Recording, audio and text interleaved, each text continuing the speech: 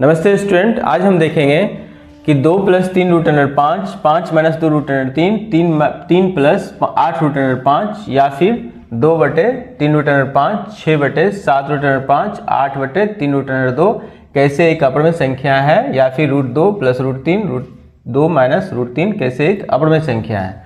तो यदि आपको ये कभी प्रूव करने के लिए दे कि 2 + 3 रूट अंडर 5 एक अपरिमेय संख्या है, तो यह पहले से पता है कि रूट अंडर 5 एक अपरिमेय संख्या है। मतलब इससे पहले हम प्रूव कर चुके हैं कि √2 जो है, √5 जो है, यह एक अपरिमेय संख्या है।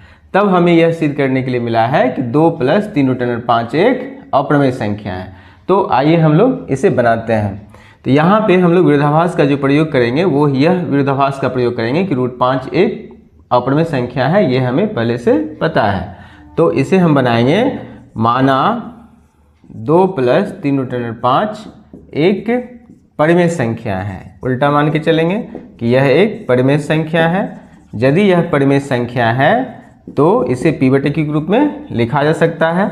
यहाँ पे हम लोग 2 + 3 रूट अंडर 5 बराबर p/q, यदि परिमेय संख्या है तो p/q के रूप में लिखा जा सकता है, जहाँ p और q पूर्णांक होगा, पूर्णांक है, और q जो है वो डज नॉट इक्वल टू 0, यानी हर में 0 नहीं होना चाहिए। बस ये होना चाहिए हर में 0 के अलावा कोई भी संख्या हो। और p और q यहाँ पूर्णांक माने हैं। और इससे पहले जब हम रूट अंडर 5 को सिद्ध कर रहे थे तो वहाँ पे p और q एक सहभाज्य संख्या माने थे, वहाँ पे सहभाज्य संख्या का विरोधाभास का प्रयोग किए थे। लेकिन यहाँ हमें पता है कि रूट अंडर 5 एक अपरिमेय संख्या है, तब हमें यह सिद्ध करना है कि 2 + 3 रूट अंडर 5 एक अपरिमेय संख्या है। इस स्थिति में 2 को हम इधर देंगे, तो अब यहाँ हो जाएगा 3 रूट अंडर 5 बराबर p/q - 2। अब यहाँ से यह हो जाएगा 3 रूट अंडर 5 p - 2q/q, इसके हर के लघुत्तम। और यहाँ प्राप्त हुआ रूट अंडर 5 बराबर p - 2q/3q। अब यहाँ हम देखते हैं, यहाँ हम पाते हैं कि यहाँ बायां पक्ष रूट अंडर 5 एक अपरिमेय संख्या है, अपरिमेय संख्या है। हम यहाँ देख रहे हैं कि यह जो है अपरिमेय संख्या है, बायां पक्ष में हम जानते हैं। पर दायां पक्ष जो है, यह संख्या जो है p - 2q/3q एक परिमेय संख्या है। यहाँ दायां पक्ष जो है एक परिमेय संख्या है। परिमेय संख्या कैसे है? क्योंकि यहाँ p भी पूर्णांक है, q भी पूर्णांक है, और यहाँ q भी एक ऐसा पूर्णांक है जो 0 नहीं है, इसलिए यह एक परिमेय संख्या है। अब जब हम ये देखते हैं कि रूट अंडर 5 एक जो है अपरिमेय संख्या है और दायां पक्ष जो है परिमेय संख्या है, तो यह जो है क्या है? यह विरोधाभास है। तो विरोधाभास है मतलब यह जो है एक दूसरे का विरोध कर रहा है, विरोधाभास है। इसीलिए हमारी मान्यता, हम जो माने हैं मान्यता कि यह माने हैं 2 + 3 रूट अंडर 5 एक परिमेय संख्या है। हम यह माने थे कि यह परिमेय संख्या है, अमान्य है, यह मान नहीं है, अमान्य है। अतः कह सकते हैं, कहेंगे कि 2 + 3 रूट अंडर 5 एक अपरिमेय संख्या है।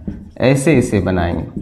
और यही नहीं, और भी क्वेश्चन यदि हम बनाएंगे, ये सब सारे क्वेश्चन को हम इस तरह से बना सकते हैं। भाषा सिर्फ हम ये लिखेंगे, इतना। जैसे ये बनाएंगे, देखिए आपको एक छोटा सा हम बता रहे हैं, तो इसे हम जैसे बनाएंगे, जैसे हमको ये सिद्ध करना है 2/3 रूट अंडर 5 एक अपरिमेय संख्या है। यह यदि हमको सिद्ध करना है अपरिमेय संख्या है, यदि हमको यह सिद्ध करना है अपरिमेय संख्या है, तो मान के चलेंगे, इसको यदि बनाएंगे तो सीधा सा बात है, जैसे 2 माना कि इसे भी उसी तरह से बनाएंगे, माना कि 2/3 रूट अंडर 5 एक परिमेय संख्या है।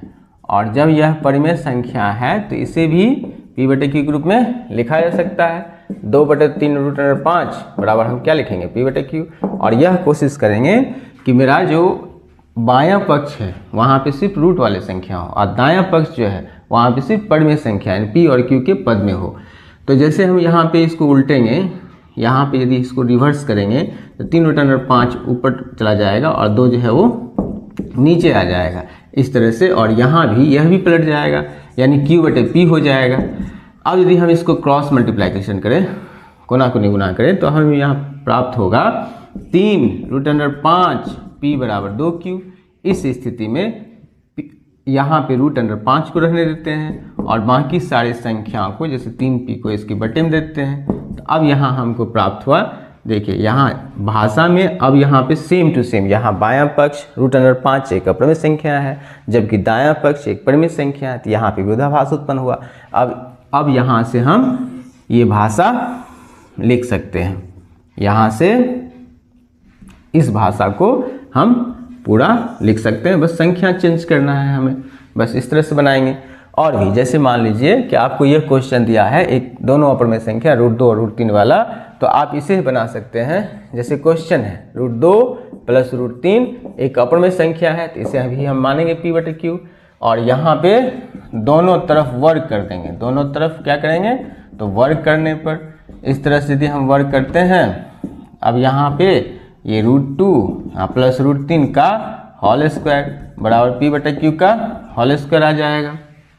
अब यहाँ पे a + b का होल स्क्वायर पे हम इसे बिठाएंगे, तो इसे लिखेंगे a² + 2 × a × b + b² = P²/Q²। अब यहाँ देखते हैं √2 का स्क्वायर 2, और यहाँ जो हो जाएगा 2√6 + √3 का स्क्वायर 3 बराबर P²/Q² आएगा। 3 2 5 + 2√6 बराबर P²/Q², और यहाँ से यदि 5 को हटाएंगे तो 2√6 बराबर P²/Q² -5 होगा, और यहाँ 2√6 बराबर इस 5 के बटे में 1 है, तो इसे हम लिखेंगे Q² और P² - 5Q²। फिर यहाँ से 2 को हटाएंगे तो ये हो जाएगा √6।